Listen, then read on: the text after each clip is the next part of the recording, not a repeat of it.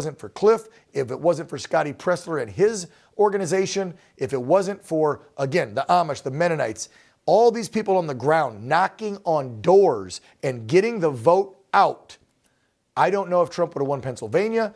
I think he probably maybe still would have pulled out the whole thing because he had so many electoral votes in the popular vote.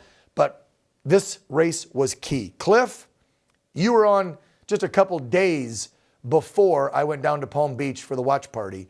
And you and I were saying, he's going to take it. He's going to win. You felt confident. How many doors do you think your group and Scotty's group combined knocked on in the last, let's say, just year? Well, it's a great force. You know, the Pressler force, we got to tap into it with our chase. But I bet you that Scott matched us, if not did more, with what he was doing at events, registering voters. I mean, that guy's at every car show, gun show, Mennonite farmers market across the state. You know, he does it all.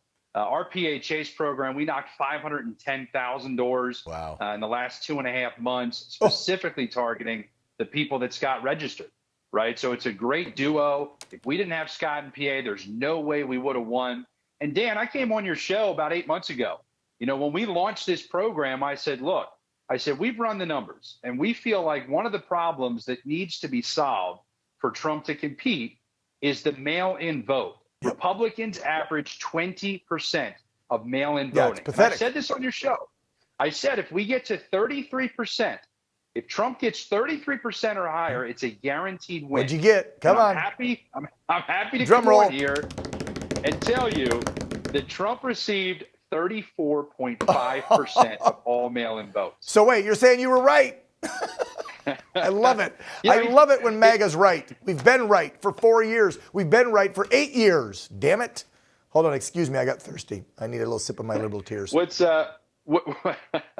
even wilder is the level at which Harris underperformed. I don't think people quite – and by the way, we all got gaslit, right, by the corrupt media. CNN attacked the PA Chase. You have these reporters asking me, well, you know, we hear that Harris has 5 times as many people and they're more effective and that you guys are nowhere and it's all fake. And I'm so glad I said to them, I said, you know what? Let's look at the results on November 5th. Amen. And that's the best thing. Forget all the yapping, right? Kamala Harris received 700,000 less mail-in votes than Joe Biden. Joe Biden, it's not like some Obama era. You know, it's not some person that's inspiring and people are running through the streets to get to. She underperformed at historic levels with black men, with Hispanic voters, and with the working class. Dan, I think the working class in this country, this is the political shift. It's not over. This isn't the climax. Oh, I agree. This is the beginning. This is where we will see a transformation.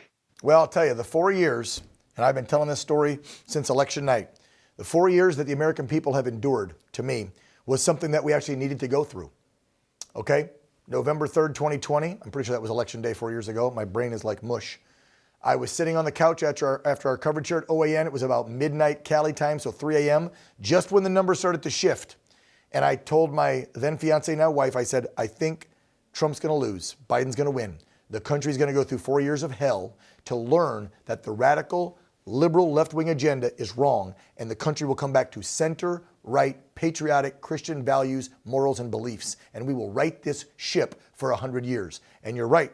This is not over. We have to continue on. Once President Trump's out, the MAGA movement must continue. And I think this proved that we are a force to be reckoned with. And it is the majority of the American people that believe our way. Almost out of time, Cliff. I'll give you the final word just on what you were feeling at, what was it, like 3-something in the morning when we officially called it and he gave his speech. Because I can tell you, they saw how I was feeling up there. I was mocking the mainstream media. I was screaming, yelling, looking for a cocktail and drinking my liberal tears. I was loving it. How were you, sir, on Tuesday night? Look, it was exhilarating. You know, when we set out to do this, to have the opportunity to come into Pennsylvania, to fix the mail-in vote problem, to be the state that because Georgia and North Carolina were called, Pennsylvania, we delivered the win, which not only won Pennsylvania, but it put us over the edge in the White House. Yep. We just flipped the Senate seat. The 3 congressional districts we targeted, Dan, we won all of them. Yes, congrats on down ballot. I forgot. Congrats on down ballot. This is a proof of concept, right? We have to take this case study. Me, Scott, and Charlie, all of these great groups, we have to take this case study. And here's my charge or my request for anybody out there that's part of the America First movement. We need permanent infrastructure to compete with the left. We now have done the process. We've seen how it works. We have just really gone right at them with their own tactics. But the long-term play, and when I say long-term, I mean starting in 2025, is to build a permanent infrastructure rather than showing up every 4 years. We do that, and we take this country back. You and Scotty call Laura Trump, number 2 at RNC, get the infrastructure, get the money, and hit the damn ground running so we can win more seats in 26, hold the line in 28, and continue this on till I'm long dead in the grave so my kids and grandkids will have a great America. Cliff Maloney, founder, Pennsylvania Chase. Brother, God bless you for everything you did to bring this win. Thank you, man. Thank you, Dan. Appreciate you being a patriot. Hey, I don't know any other way, man.